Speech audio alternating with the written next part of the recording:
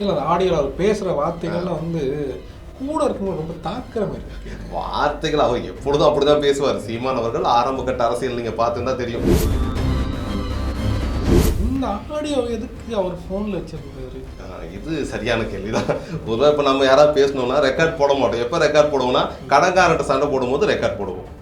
இல்லை நமக்கு வேண்டாத எவனாச்சும் நமக்கு மூன்றாவது ஒரு போட்டு கொடுக்கும்போது ரெக்கார்ட் பண்ணி வைப்போம். இல்லை நமக்கு ரொம்ப பிடிச்சவங்க குரல் அப்படிங்கிறதுக்காக ரெக்கார்ட் பண்ணி வச்சு அப்போ கேட்டுக்கோம்ல.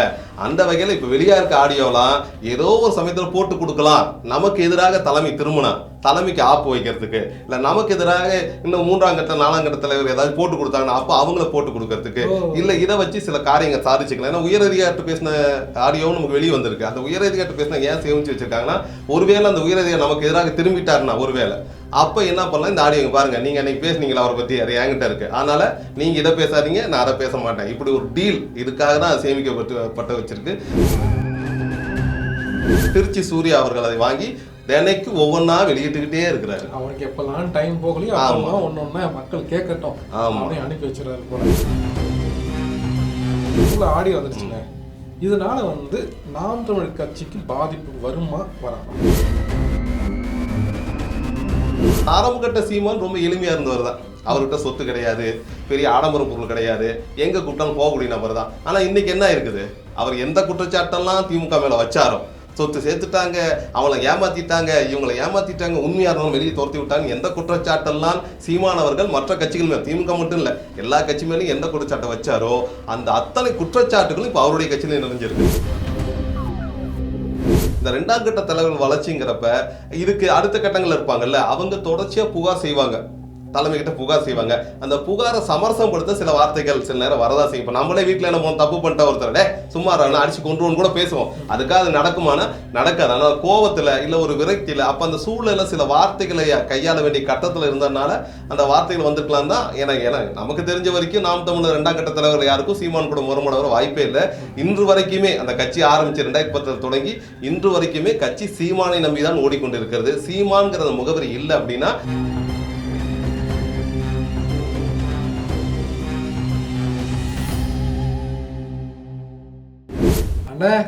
வணக்கம். வணக்கம்.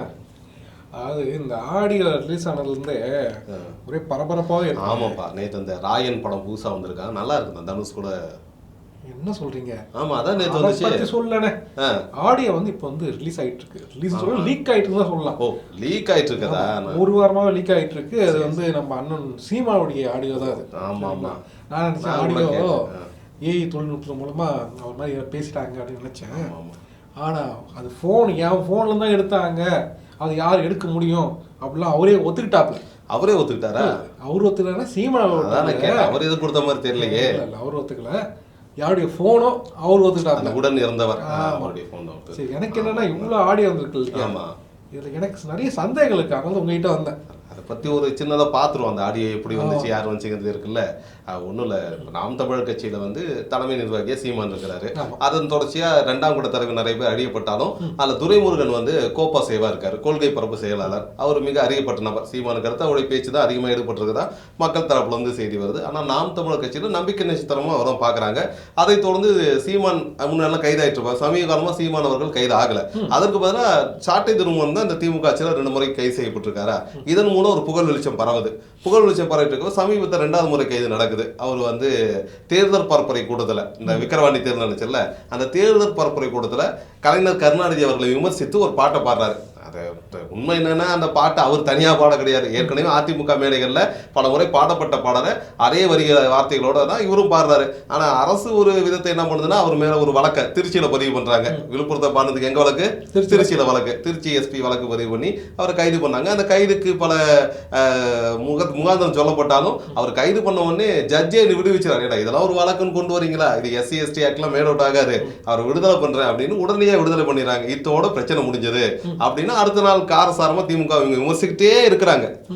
அப்போதான் இந்த ஆடியோ ஒவ்வொன்றா வெளியே வருது. இந்த ஆடியோ வெளியிடுறது பார்த்தீங்கன்னா திருச்சி சூர்யா முன்னாடி அண்ணாமலை கூட இருந்தால பிஜேபியில, அவர் அங்கிருந்து பார்த்து பிஜேபியில சரிப்பட்டு வர மாட்டாரு, ஏன்னா அவருக்கு வாயடக்கம் இல்லைன்னு சொல்லி சூர்யா வெளியே அமைச்சிடுறாங்க. சூர்யா அதுக்கப்புறம் எங்க போலாம் என்ன தேடி இருக்கப்ப திடீர்னு இவருக்கும் சாட்டி திருமணம் ஏற்கனவே ஒரு 7ஆம் பொருத்தம் இருக்குது, அதை கணக்குல வச்சுக்கிட்டு இப்ப இந்த ஆடியோ முழுக்க வெளியே வந்திருக்குது.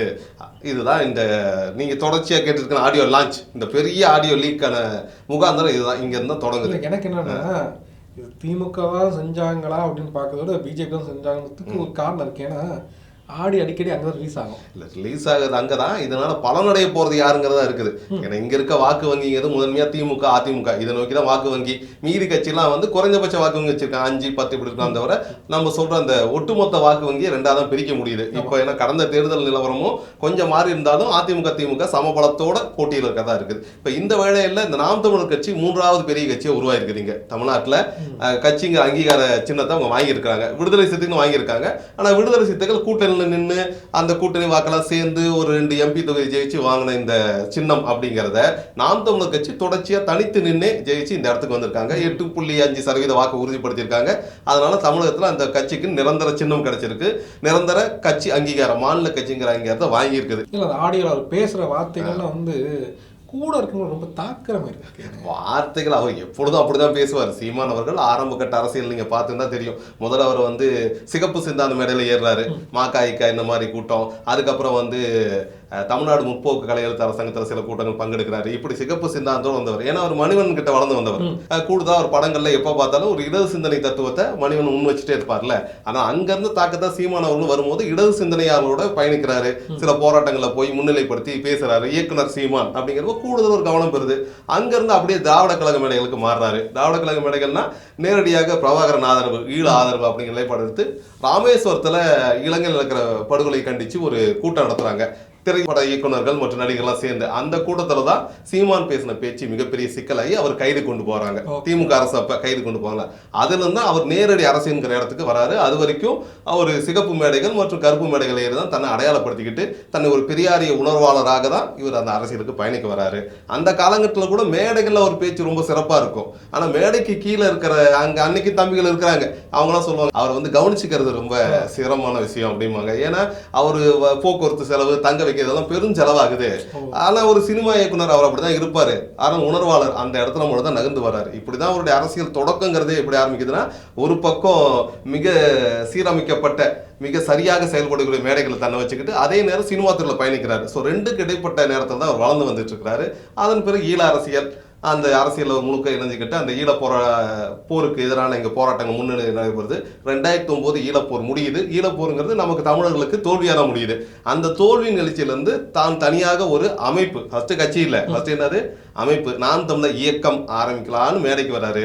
அந்த காலகட்டம் நெருங்கி போனவங்க எல்லாருக்கும் தெரியும். நாம் நெருங்கி போனதுக்கும் அங்கே இருக்க நிஜ உருவத்துக்கும் நிறைய வித்தியாசம் இருக்கு. ஏன்னா மேடைகளில் பேசுகிற சீமான் வேற, தனியா இருக்கிற சீமான் வேற. இப்படி எல்லா அரசியல் தான், சீமான் மட்டும் தனியா சொல்ல வேணாம், எல்லா அரசியல் தலைவர்களுக்கும் இப்படி 2 வாழ்க்கை உண்டு. அந்த 2வது வாழ்க்கை தான் இன்னைக்கு சீமானோட வாழ்க்கைங்கிறது அம்பலப்பட்டிருக்கு. இப்போ நான் என்ன சொல்றேன்னா, இந்த ஆடியோ எல்லாம் ரிலீஸ் ஆயிடுச்சு இல்லையா, இந்த ஆடியோ எதுக்கு அவர் ஃபோனில் வச்சிருந்தாரு? இது சரியான கேள்விதான். ஒருவேளை இப்போ நம்ம யாராவது பேசணும்னா ரெக்கார்ட் போட மாட்டோம். எப்போ ரெக்கார்ட் போடுவோம்னா கடன்காரன்ட்ட சண்டை போடும்போது ரெக்கார்ட் போடுவோம். இல்லை நமக்கு வேண்டாத எவனாச்சும் நமக்கு 3வது ஒரு போட்டு கொடுக்கும்போது ரெக்கார்ட் பண்ணி வைப்போம். இல்லை நமக்கு ரொம்ப பிடிச்சவங்க குரல் அப்படிங்கிறதுக்காக ரெக்கார்ட் பண்ணி வச்சு அப்போ கேட்டுக்கோம்ல. அந்த வகையில் இப்போ வெளியா இருக்க ஆடியோலாம் ஏதோ ஒரு சமயத்தில் போட்டு கொடுக்கலாம். நமக்கு எதிராக தலைமை திரும்பினா தலைமைக்கு ஆப்பு வைக்கிறதுக்கு, இல்லை நமக்கு எதிராக இன்னும் 3ஆம் கட்ட 4ஆம் கட்ட தலைவர் ஏதாவது போட்டு கொடுத்தாங்கன்னா அப்போ அவங்கள போட்டு கொடுக்கறதுக்கு, இல்லை இதை வச்சு சில காரியங்கள் சாதிச்சுக்கலாம். ஏன்னா உயரதிகாரிட்ட பேசின ஆடியோவும் நமக்கு வெளியே வந்திருக்கு. அந்த உயரதிகாரிட்ட பேசினா ஏன் சேமிச்சு வச்சிருக்காங்கன்னா, ஒருவேளை அந்த உயரதிகாரி நமக்கு எதிராக திரும்பிட்டாருன்னா ஒருவேளை அப்போ என்ன பண்ணலாம், இந்த ஆடியோ பாருங்க, நீங்க அன்னைக்கு பேசுனீங்களா அவரை பத்தி, அது என்கிட்ட இருக்கு, அதனால நீங்க இதை பேசாதீங்க, நான் அதை பேச மாட்டேன். இப்படி ஒரு டீல் இதுக்காக தான் சேமிக்கப்பட்ட வச்சிருக்கு. மற்றபடி அண்ணோட குரலை மீண்டும் மீண்டும் கேட்டுக்கலானோ இல்லை அதிகாரிக்குள்ள மீண்டும் மீண்டும் கேட்டுக்கலான்ட்டு பதிவு பண்ணி வச்சிருக்க வாய்ப்பு உள்ளது. எல்லாத்துக்குமே தெரியும் அந்த நோக்கத்துக்கு தான் சேமிச்சு வைக்கப்பட்டிருக்கு. அது ஒரு கைதாகும் போது அந்த அலைபேசியை வாங்கி வச்ச காவல் உயர் அதிகாரி, மிக கண்ணியமிக்க காவல் அதிகாரி என்ன பண்ணிட்டாருன்னா அதையெல்லாம் பதிவு செஞ்சு எடுத்து அதை அப்படியே தனக்கு தெரிஞ்ச நபர்கிட்ட கொடுத்துருக்கிறாரு. அதன் வழியாக திருச்சி சூர்யா அவர்கள் அதை வாங்கி தினைக்கு ஒவ்வொன்னா வெளியிட்டுக்கிட்டே இருக்கிறாரு. அவருக்கு எப்பெல்லாம் டைம் போகலையோ அப்பெல்லாம் ஒன்னொன்னா மக்கள் கேட்கட்டும் அப்படின்னு அனுப்பி வச்சிடறாரு போல. இப்போ இவ்வளவு ஆடியோ வந்துருச்சுங்க, இதனால நாம் தமிழர் கட்சிக்கு பாதிப்பு வருமா வராதா? எனக்கு தெரிஞ்சு வரதுக்கு வாய்ப்பு இல்லை.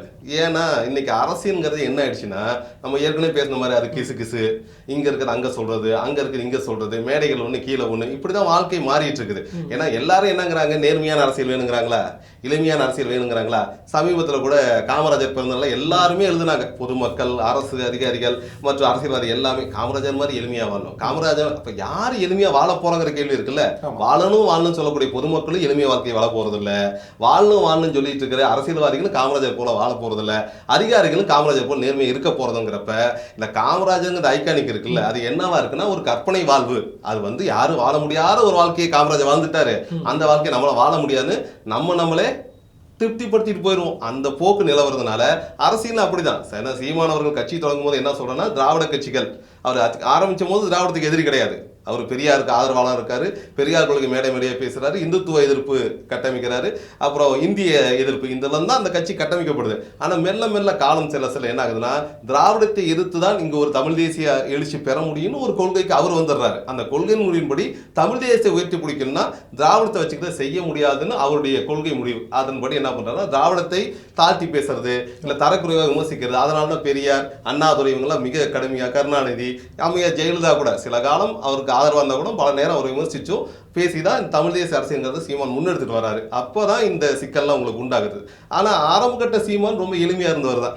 அவர்கிட்ட சொத்து கிடையாது, பெரிய ஆடம்பர பொருள் கிடையாது, எங்க கூப்பிட்டாலும் போகக்கூடிய நபர் தான். ஆனா இன்னைக்கு என்ன இருக்குது, அவர் எந்த குற்றச்சாட்டெல்லாம் திமுக மேல வச்சாரோ, சொத்து சேர்த்துட்டாங்க, அவளை ஏமாத்திட்டாங்க, இவங்களை ஏமாத்திட்டாங்க, உண்மையா இருந்தாலும் வெளியே துரத்தி விட்டாங்க, எந்த குற்றச்சாட்டெல்லாம் சீமானவர்கள் மற்ற கட்சிகள் மேல, திமுக மட்டும் இல்ல எல்லா கட்சி மேலும் எந்த குற்றச்சாட்டை வச்சாரோ அந்த அத்தனை குற்றச்சாட்டுகளும் இப்ப அவருடைய கட்சியில நிறைஞ்சிருக்குது. சொத்து சேர்த்துட்டாரா, அது கூடுதல் அமைச்சிட்டாரா, அப்ப கட்சி பல்வாறு செஞ்சிருக்கிறா, இது எல்லாமே எல்லா கட்சியிலையும் நடக்கிறதும் அவர் கட்சி நடந்து முடிஞ்சிருக்கு. இது தெரியாமலே அந்த கட்சின்னு ஓடிட்டு இருக்குது. அதுதான் மிகப்பெரிய இது. அதனால இதெல்லாம் அப்பப்பத்துக்கு பிரபலமாகும். மற்றபடி மக்கள்கிட்ட போய் சேர்ந்து மக்கள்கிட்ட இருந்து இது எதிர்வினை வராது. ஏன்னா மக்களும் அப்படித்தான் இருக்கிறாங்க. அதனால எதிர்வினை வர்றதுக்கு வாய்ப்பே கிடையாது. ஆனா இவ்வளவு போயிட்டு இருக்கும்போது இந்த இரண்டாம் கட்ட தலைவர்களை பத்தி ஒரு மாதிரியா பேசியிருக்காரு, பிசுறுன்னு பேசினாரு. அதுல இன்னைக்கு நாம் தமிழர் காளியம்மாள் அவர்கள் ரொம்ப அறியப்பட்ட ஒரு வேட்பாளர், அறியப்பட்ட நபர். அவர் ஒரு பெண்ணா இருக்கனாலையும் ஒரு தொடர்ச்சியாக இங்க அரசியல்ல மிகப்பெரிய பெண்கள் ஆளுமையிலே இன்னும் வரல. ஒரு சில பேர் தான் இருக்காங்க, விரல் விட்டு எண்ணக்கூடியவர்கள் தான் இருக்காங்க. அந்த வகையில நாம் தமிழர் அரசியல்லையே காளியம்மாள் தான் ஒரு பெண் ஆளுமையாக முதன்மை மேடைக்கு வந்திருக்காங்க. அதுல அவங்களை பாராட்ட வேண்டிய கட்டமும் இருக்குது. ரெண்டாவது கட்டம் பாத்தீங்கன்னா அதுல நத்தம் சிவசங்கரன் கோப்பா சேவா இருக்கு, கொள்கை பரப்பு செயலா இருக்காரு. அவரை பத்தி இவங்க ரெண்டு பேரை பத்தி தான் சீமான் பேசின ஆடியோல வருது. ரெண்டு பேரும் பிசுறு, அவங்களை தட்டி விட்டா இதாயிரும். இந்த ரெண்டாம் கட்ட தலைவர்கள் வளர்ச்சிங்கிறப்ப இதுக்கு அடுத்த கட்டங்கள் இருப்பாங்கல்ல, அவங்க தொடர்ச்சியா புகார் செய்வாங்க, தலைமை கிட்ட புகார் செய்வாங்க. அந்த புகாரை சமரசப்படுத்த சில வார்த்தைகள் சில நேரம் வரதா செய்யும். இப்போ நம்மளே வீட்டில் என்ன தப்பு பண்ணிட்ட ஒருத்தர் சும்மா அடிச்சு கொண்டுன்னு கூட பேசுவோம். அதுக்காக அது நடக்குமானா நடக்காது. ஆனால் கோவத்தில் இல்லை ஒரு விரக்தியில் அப்போ அந்த சூழ்நிலை சில வார்த்தைகளை கையாள வேண்டிய கட்டத்தில் இருந்ததுனால அந்த வார்த்தைகள் வந்திருக்கலாம் தான். ஏன்னா நமக்கு தெரிஞ்ச வரைக்கும் நாம் தமிழர் ரெண்டாம் கட்ட தலைவர்கள் யாருக்கும் சீமான் கூட முரமடவர வாய்ப்பே இல்லை.